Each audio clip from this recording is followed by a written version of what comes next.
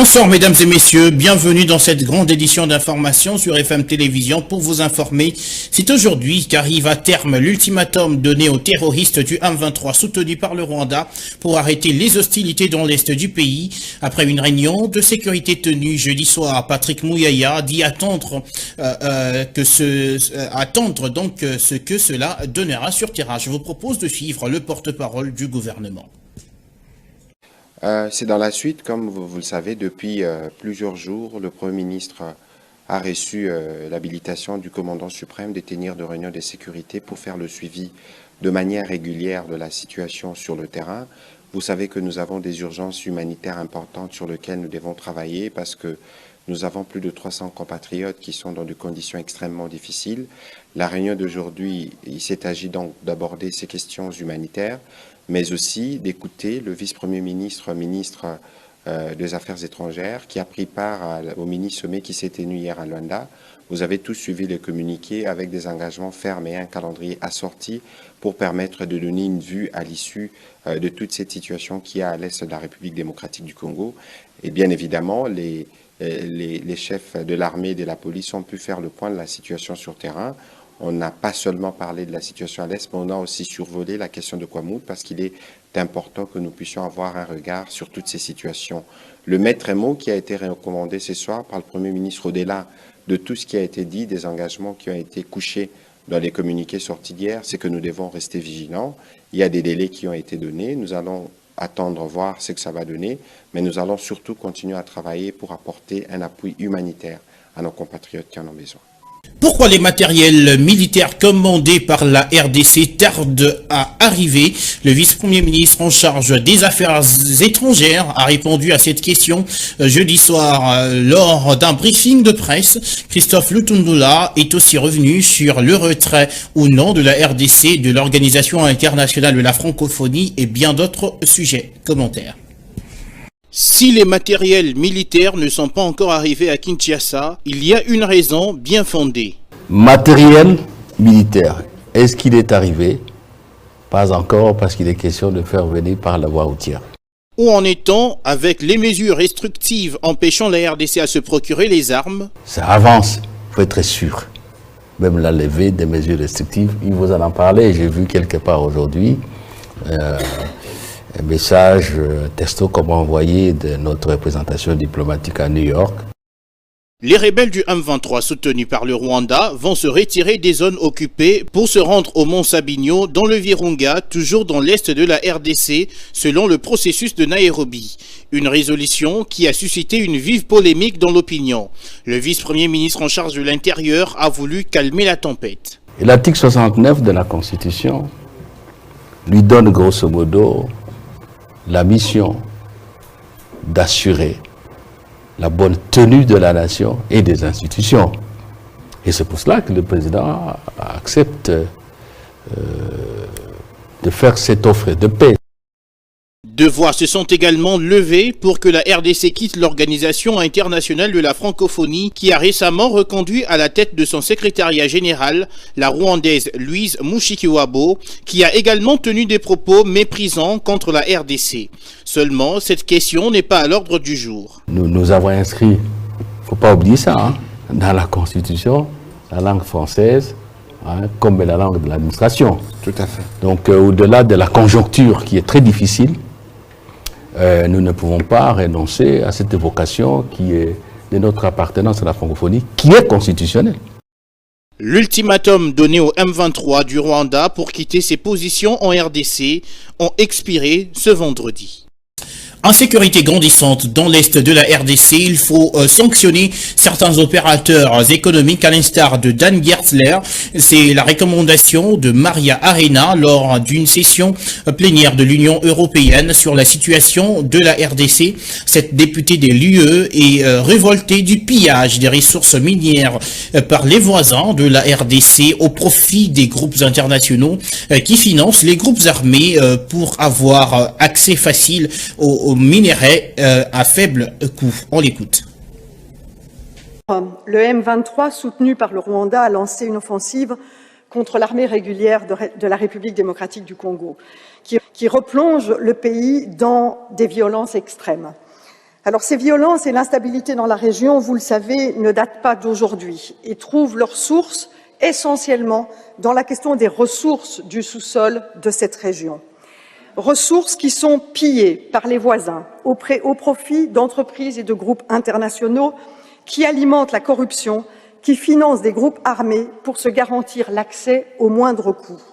Alors nous devons absolument plaider pour une solution régionale, à court terme et à moyen terme. Bien entendu, à court terme, la question humanitaire doit être prise en compte pour les personnes déplacées. Mais si nous ne faisons que du court terme, nous serons toujours à nouveau dans le même cycle de violence. Et donc, une résolution régionale du conflit est importante. Nous devons lutter contre la corruption et mettre des sanctions sur des personnes, des entreprises telles que M. Dan Gertler, qui est un opérateur excessivement puissant aujourd'hui en RDC, sanctionné par les Américains et pourtant qui trouve refuge en Europe pour cacher son argent. Nous devons évaluer la loi sur les minerais des conflits qui aujourd'hui n'est pas d'application sur le territoire et nous devons mettre en place des tribunaux mixtes qui sont des tribunaux qui luttent contre l'impunité en République démocratique du Congo. Merci. Interconnexion des conflits dans la région des Grands Lacs, quelle piste de solution pour une paix durable en RDC? Voilà le thème qui a réuni les professeurs de l'université de Kinshasa dans une séance de travail dans la salle de conférence du fleuve Congo-Tel sur la pacification de l'Est de la RDC de mercredi 23 à jeudi 24 novembre. Parmi les invités de marque figure Gilbert Kabonda, ministre de la Défense nationale. Annie Akoulé. Au-delà de l'aspect sécuritaire assez préoccupant dans la partie est de la RDC, marquée notamment par l'agression rwandaise, le patron de la défense congolaise a placé le focus sur les ressources qui régorgent le sous-sol de cette zone du pays. Appelant les uns et les autres à un esprit de l'entrepreneuriat, le docteur Gilbert Kabanda pense que l'heure a sonné pour que le génie soit capable de transformer des richesses de son pays. La Belgique nous a mal façonnés. Mais une fois qu'on nous a laissés indépendants, pourquoi n'avons-nous pas compris que c'est nous qui devenions la Belgique du Congo, que c'est nous qui devions maintenant commencer à produire, à transformer la matière première, au lieu d'être des élèves du Fonds monétaire international, au lieu d'être des élèves de toutes ces organisations internationales qui vous imposent des conditionnalités impossibles. Ces points de vue aussi brillants et largement partagés par les sommités scientifiques de l'Université de Kinshasa en tant qu'organisateurs. Ils ont du reste fait appel dans le même ordre d'idées à l'expertise scientifique de l'ancien président burundais. Selon Tibantunganya, la richesse de la RDC suscite la convoitise de ses voisins. Pour lui, quand la RDC se réveillera, l'Afrique centrale se stabilisera. L'ancien président burundais a par conséquent invité la RDC à jouer son rôle. La nouvelle équipe dirigeante du secteur opérationnel Ouélé avait de la visite. Les membres du comité local de sécurité territoriale de Dungu dans le Haut-Ouélé leur ont présenté leur civilité. C'était à l'état-major de cette unité située à 210 km de la ville d'Issiro. C'est un reportage de la presse militaire. Nous, dans un autre territoire, 2000 jeunes.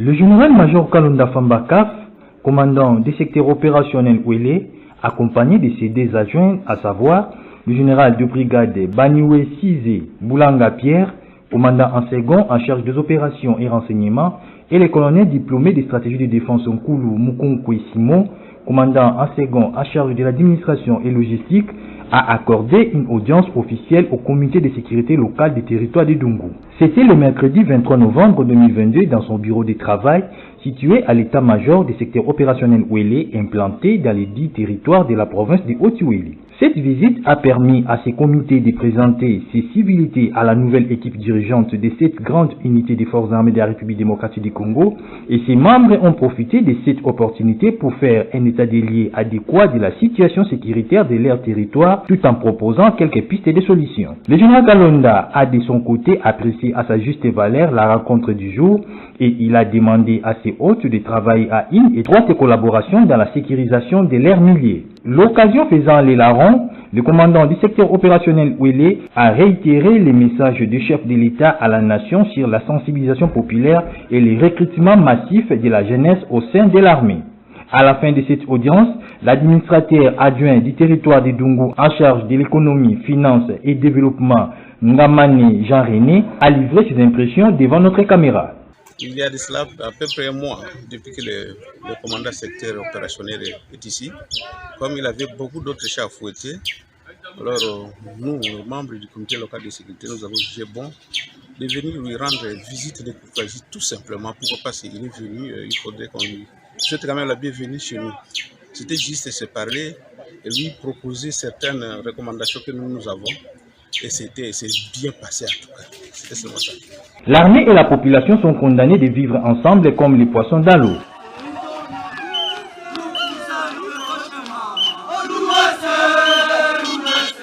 Peut-on parler des prémices du conflit communautaire au quartier Bolitango dans le Kanluka, dans la commune de Ngaliema? Depuis un certain temps, les populations de la tribu Congo et celle de Yaka vivent à couteau tiré.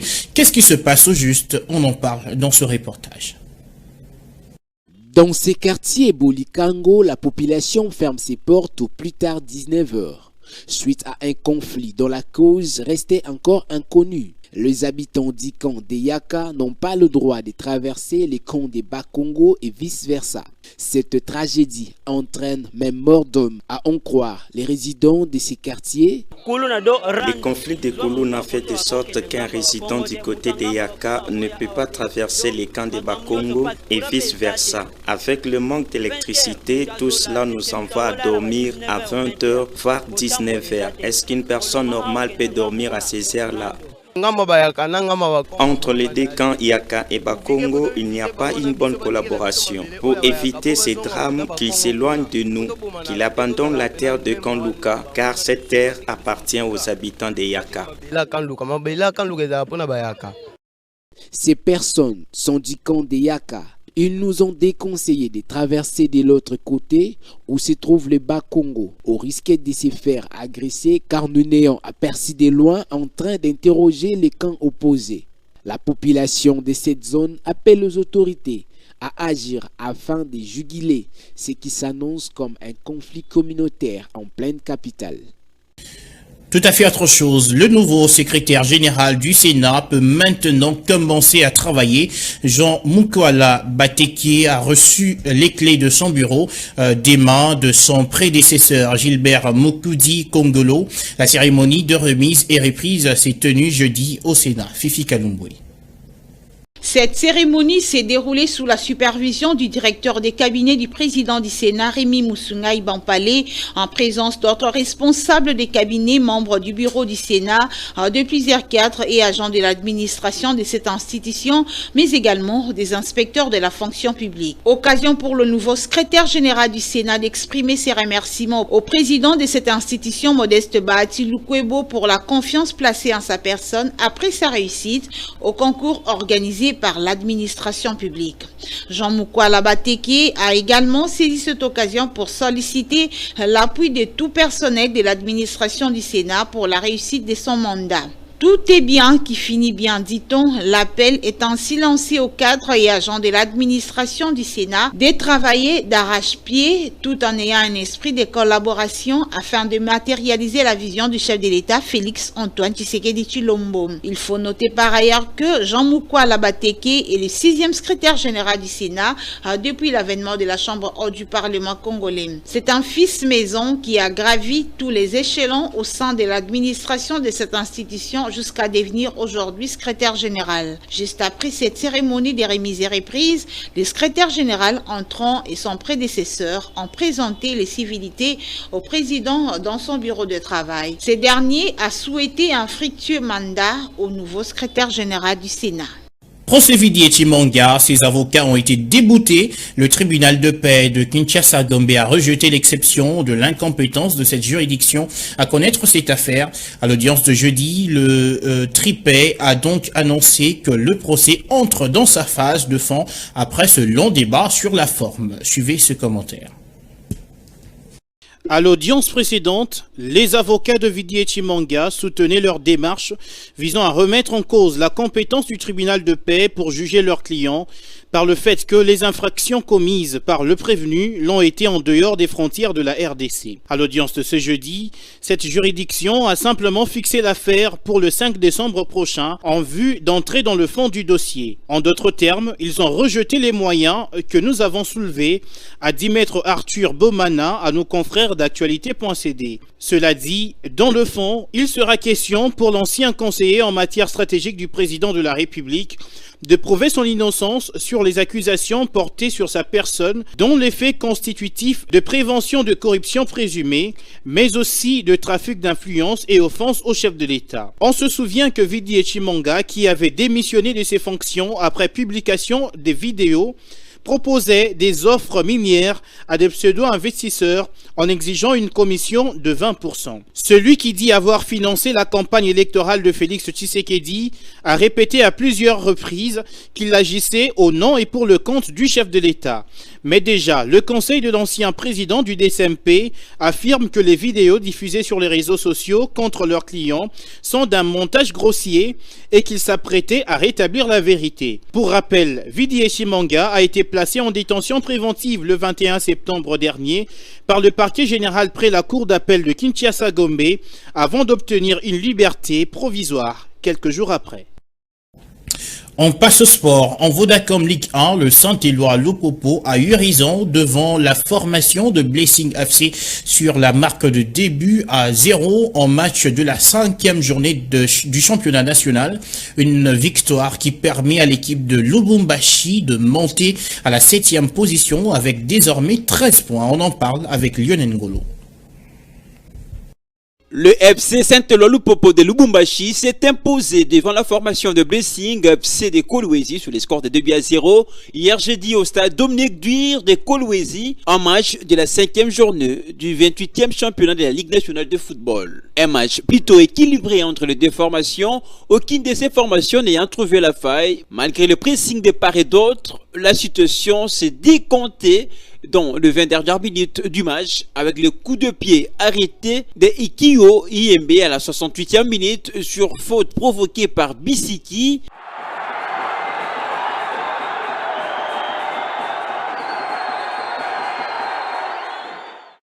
Le capitaine Patou Kabango à la 89e minute a doublé la mise dans les ultimes minutes de la rencontre sur corner.